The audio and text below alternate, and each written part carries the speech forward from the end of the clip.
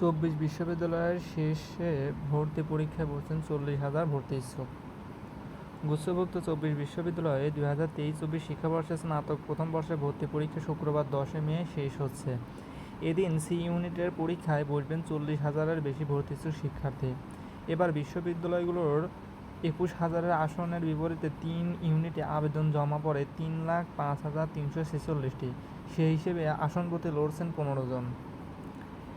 এবার ব্যবসায় শিক্ষা শাখার সি ইউনিটে 40,116টি আবেদন জমা পড়ে। এর আগে অনুষ্ঠিত বিজ্ঞান শাখার এ ইউনিটে 1,70,599টি এবং মানবিক শাখার বি ইউনিটে 94,631টি আবেদন জমা পড়ে।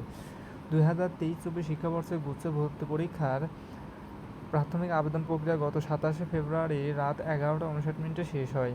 গত 27 এপ্রিল এ ইউনিটে বিজ্ঞান এবং 3 মে বি ইউনিটে মানবিক ভর্তি পরীক্ষা অনুষ্ঠিত হয়। এই ইউনিটের ভর্তি পরীক্ষা দুপুর 12টা থেকে 1টা পর্যন্ত হলেও বাকি 2 ইউনিটের ভর্তি পরীক্ষা হচ্ছে বেলা 11টা থেকে 12টা পর্যন্ত। গত 12 ফেব্রুয়ারি গুচ্ছ ভর্তি পরীক্ষা আবেদন প্রক্রিয়া শুরু হয়েছে। ভর্তি পরীক্ষা শুরুর পর তীব্র তাপপ্রবাহের জন্য গুচ্ছ ভর্তি পরীক্ষার কমিটির পক্ষ থেকে বলা হয়, পরীক্ষার্থীদের সঙ্গে একজনের বেশি অভিভাবক যেন না আসে, কারণ এই গরমে অভিভাবকদের কষ্ট করতে হবে বেশি। বিশ্ববিদ্যালয়ের পক্ষ থেকে বসার ব্যবস্থা পাশাপাশি সুপেয় পানি সহ জরুরি বিভিন্ন সেবার ব্যবস্থা করা হয়েছে বিশ্ববিদ্যালয়তে। তো গুচ্ছ যে কোনো আপডেট পেতে চ্যানেলটি সাবস্ক্রাইব করে রেখো। সকালে ভালো থেকো, আল্লাহ হাফেজ।